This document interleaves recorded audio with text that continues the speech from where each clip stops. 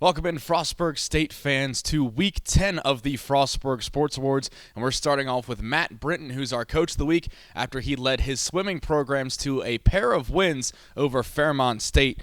Coach, pretty nice week for you guys picking up the wins. How would you rate your performances? This meet, we went into it talking about toughness. So we were going in, this was the first dual meet where we did the full 16 event college format. So that includes, all the hundreds and the 200s of stroke. And so, when we were going in, we talked about we needed to be tough because this was something new. This was a new challenge for this season. And so, I was really proud of the way the guys and the girls stepped up and threw down some fast times in both the sprints and the more longer distance stuff. For the men, it's their first ever win over Fairmont State since joining the conference in 2019. Was that any type of meaning to them to finally get that win over them, or were they just kind of happy to get another win under the belt and start the season off undefeated? Oh, yeah. The past two meets with Davis and Elkins the week prior and then Fairmont this weekend, the guys have never beat either of those teams. One of the things that we talk about, in the locker room out on the deck is it's our year. And so we kind of go into it with that mentality of like, let's make some history here. Let's do something that this team has never done before. And so coming out with those wins, they get really amped over it, and they bring it back to practice, and it's a lot of fun. Now, three of the guys that we want to talk about specifically, Noah Loper, Nate Knapp, and Julian Naharo Sadar, all came up with really big wins for you guys, and I think all had multi-event wins as well for the solo side, and then also helping out in the relays when they could. Three guys that, Noah's one of the captains on this team. Nate has, a little bit of a quiet leader, and Julian coming into the program as a freshman making an impact. But, just speaks to the high level that we've created, and then the depth behind them as well to fill in where they can lead the teams, but they also inspire the guys that are sort of behind them. Yeah, definitely. And, those guys are leading the charge, and you can see it every single day at practice. They come in focused, they come in and they practice with intent. It kind of rubs off on the rest of the guys in the lane, and what they're bringing every single day is just that standard of excellence that we set out to do at the beginning of the season, and they just come in and they keep doing it, and it's great. On the women's side then, and finally a meet for the first time where it doesn't have to be a tri-meet or just 1v1, and the men are kind of standing off to the side like the first meet against Millersville. Starting to get a little bit healthier and dealing with a little bit of injury and sickness in the early part of the year, but seeing what the full potential of this team can be and picking up a big win over one of the top teams in the conference last season, and getting some more confidence, getting back to 500 and now at 2-2 on the year, and just kind of build towards more and get healthier and keep the results coming. Yeah, like you mentioned, I mean, we've had a couple injuries, we've had a lot of sickness, and if there's a time to have it happen, I guess early season is better than later in the season. But yeah, we're still not even at full strength. So I'm seeing with those injuries and with those sicknesses, everybody else is stepping up, and we talk about kind of that next man up mentality. And the ladies, that's what they're doing. When we go into these meets and we're missing a couple of our top dogs or whatever you like, those girls are ready to step up and get into those positions to make things happen. It's a mental challenge all along the way, but I'm really excited to see what happens when we're really at full strength. You spoke about top dogs, and really the top dog on that meet was Liz Perry, and picking up 3 huge wins and the trio of freestyle events. But right behind her, you got Gabby Betancourt, who has really stepped up as a freshman and made an impact on this team. Kendall Hooper and Natasha Pausiello also both coming up with big wins. And, you have a quartet, and then the swimmers behind them as well. You mentioned some girls that have had to step up, and Tiernan Taggart, who we talked about off camera about her coming into the distance event and swimming and giving you guys some results and points when she can. And there's a real togetherness and camaraderie of this team, even with missing some athletes through injury or sickness, but they all step up and they get their big results. That's for sure. And like you said, with those 4 ladies that you mentioned, and then the girls that are coming in behind that, we're building something really special on that team, and they've had a lot of success, obviously with last season, and they're not comfortable. They're not in a position where they're like, hey, we've got this. They know they have to fight. They know what they need to do in order to bring that championship back. And so, every time we go out and we swim against these teams, I'm seeing them build that back together and look to be, at the top. So it's fun to coach them. Coming up in a few weeks, we're going to have our first home meet of the year in Bobcat Natatorium against Mary Washington, who is a former foe of Frostburg back in the old CAC days. And, anyone that really knows swimming knows how good of a program that they have been. I mean, I think they won 13 straight conference championships, something like that in their prime. And, you look at it, it's a Division III program, but we know how quality they are, and your athletes are going to have motivation being at home. What's going to be sort of the excitement and preparation where you get another couple of weeks to get healthy again, but facing off against a real quality opponent? Yeah, and like you said, they are a quality opponent. Those are University of Mary Washington is a top Division III program, so it'll be a great battle for us. But we've got a couple weeks here to get back into our regular training routine and try and work out any of the kinks that we found with these past couple matchups that we've been through. But it'll come down again to that 16 event format. We got to be tough. We got to come together as a team, and with all of these stops along the way, we've been kind of implementing those little things to hopefully bring it all together when we're at home. So. Well, Coach, thank you for coming on today to talk to us. You've obviously got some recovery ahead of you and more practices coming in preparation. But congratulations on your pair of wins, and we really appreciate your time here. Thank you. Appreciate you having me. All right, next up, we will have our female athlete of the week, Ashley Bilger, on to talk about women's soccer's pair of shutout wins. We are back on week 10 of the Frostburg Sports Wars with Ashley Bilger, who is our female athlete of the week after she made 7 total saves and a pair of shutout wins over West Virginia State and Fairmont State. Ashley, pretty good end of the season for you guys, coming on a 6-game win streak, about to head into the conference playoffs and 2 big wins. How are you guys feeling, about to start tournament play? We are all super hyped up. Like, as a team, as a unit, we are ready to go. We're on a roll of 6 wins, and we just want to keep it going. We're super pumped for NCAAs, conference tournaments, everything. So we're ready to go. We'll start off with the game against West Virginia State, and coming into it, they were the best team in the conference, had not lost all season, did have a pair of draws, but coming into the preparation, it was kind of hyped up, a pair of ranked teams going at it against one another, the 2 division champions in the conference. When you guys were getting ready for that game, was it more excitement or nervous about, facing off against such a talented team? It was definitely a mix of both. Like, we were all in the locker room, music turned up, we were super hyped up, but it's also the nerves. It's like there's this one team that is actually going to compete against us and is going to give us a run for our money.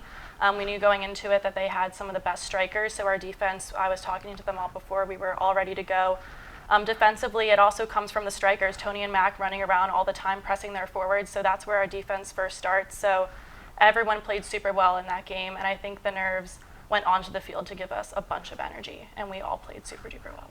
One of the big moments in the game, we had scored after just 90 seconds, basically, with Leela putting it into the back of the net. And then 30 seconds later on their kickoff, they came right down the field and had a shot that was well saved by you. And Abby came over and gave you a little pat on the head, and thanks for that. Did that kind of set up your confidence for, the second half, where first half was pretty quiet after that on both sides, kind of figuring it out. And then second half, you made, diving save after diving save of, getting that early start and putting your foot down, so to say, of making that big early save to stay in the lead? I mean, in the past games too, my defense and just the whole team has performed so well to not let teams get a lot of shots off. So that save for me was the first of okay, I'm mentally so zoned in right now, they're not going to score. And I think that energy also came from the defense, from the mids, from everyone. Just, we're locked in right now and nothing's going to happen. And for me, that save, I was just locked in for the rest of the game, and everyone was ready to go, and we call it protecting the fort. That's what we call it back there. There was nothing going to be let in, and we were just all zoned in. A couple of big players that have stepped up this year.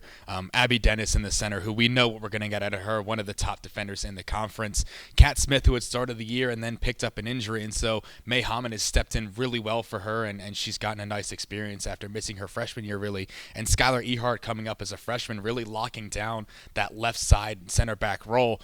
and 3 players in front of you where the communication is great. The team chemistry seems really well between all 4 of you. And then you've got Hannah Thompson, one of the top midfielders in the conference, who's coming back to track back as well, where, you have been able to defend the fort really well this year.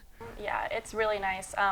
We all have amazing chemistry back there, even when Sky and May switch off at the beginning of the season. Complete trust in both of them. They're 2 completely different players, but I love the way both of them play and have full trust in both of them. And then with Kat getting injured, May really stepped up. She's been playing great, and obviously Kat might come back soon. We don't really know, but I have full trust in everyone. And Hannah, especially in big games where defensively we have to be a little more reserved, wins every single high ball. I don't know how she does it. She's insane. Tracks back on defense, sometimes double teams with Abby. I know in like the state game and in Fairmont, we had to double team some players because they could shoot from far out. And, just full trust there. We have great chemistry on and off the field. I love all those girls, so it's been awesome. And then on Sunday, another big win against Fairmont State, locking up the conference 1 seed overall for the tournament. A team that, has been really on a roll for the past couple months for them. Had a slow start to the season and then picked up results as they went on. In the first game, it was really a back and forth battle, and the 3-0 scoreline didn't really tell the whole story.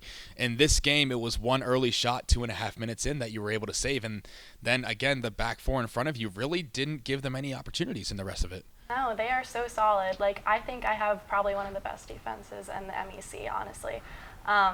They completely shut down the runs on the outside. And our defense is really special in that we don't just boot and run. We connect passes out of the back and completely take their forwards out of the game to try to intercept the ball and score. And we just keep performing super well. I mean, it's nice when I have some quiet games back there. I love the action, but not having a lot to do in that game was nice. And we just moved the ball so well recently, and we're really working well as a unit. So. Going into this week now, it's going to be MEC tournament week, and starting off tomorrow on Tuesday against Wheeling, a team that we beat 5-0 and then got a 2-2 result against us later in the season. So, a team that we can't overlook, and Coach Brian Parker has made a really good, sense of the word of taking one game at a time this year and not looking ahead. And obviously the big Concord-Charleston matchup in the South to figure out the opponent for Friday, but taking this game first, how is the team preparing mentally and physically going into, a tough stretch of games where it could be 4 games within 1 week? So like you said, it's one game at a time. So our mentality for this Wheeling game is that this is the MEC championship. We need to go into this game thinking we need to score 5-6 goals. We need to especially after the 2-2 draw, we have something to prove here. We have something to prove that we're the better team, we're harder working, we deserve this spot more. And they have a pretty solid team, but I believe that if we're all mentally prepared for that game, we could really show out. And for the next couple games, honestly, we're kind of just focused on this one right now, but we also are working on recovery with lift with Coach Kyle, and during practices, we're really focusing in, so we're ready for anything to come.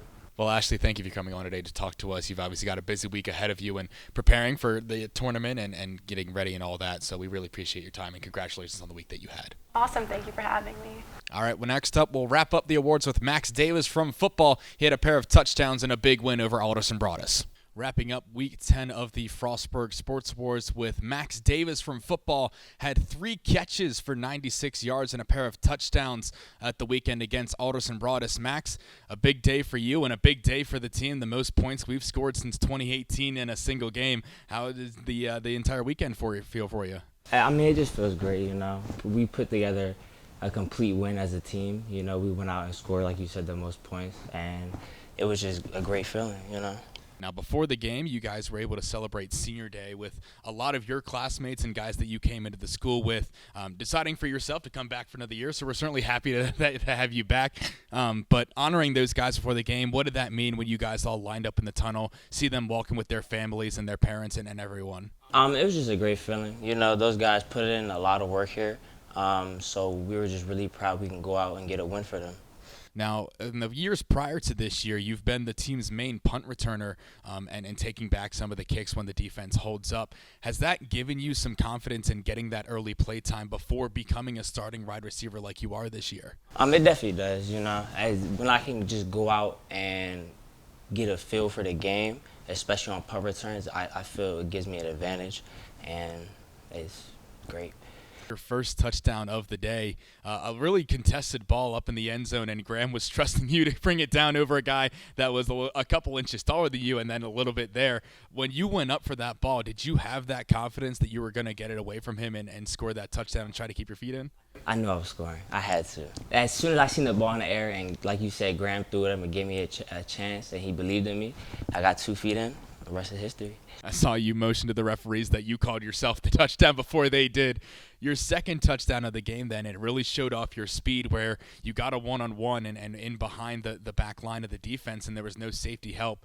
When you saw that ball in the air from Graham, were you at all nervous of just making sure that you brought in the ball and knowing that your speed was going to get there, or were you confident the entire time you just make the catch and you can cruise into the end zone? I was confident, make the catch, cruise into the end zone. All I did was look the ball in. I knew Graham was going to put it where it needed to be, and I just made the catch. The wide receiver group this year has been very different compared to last year, where basically every returning pass catcher this year didn't really play a ton last year and had a great wide receiving core with Kyle Belak and Malik Morris and Zay Giles. So coming in with this new group, how have you guys sort of meshed and created a team chemistry around basically a new starting wide receiver group? Well, we all knew coming into this season that was going to be a challenge, and we all sat here and got together and talked about that we're the next guys up, next guy up mentality and everything. And we knew coming into this season that we were going to be a good group of wide receivers, and we all have confidence in each other and in ourselves. So we went out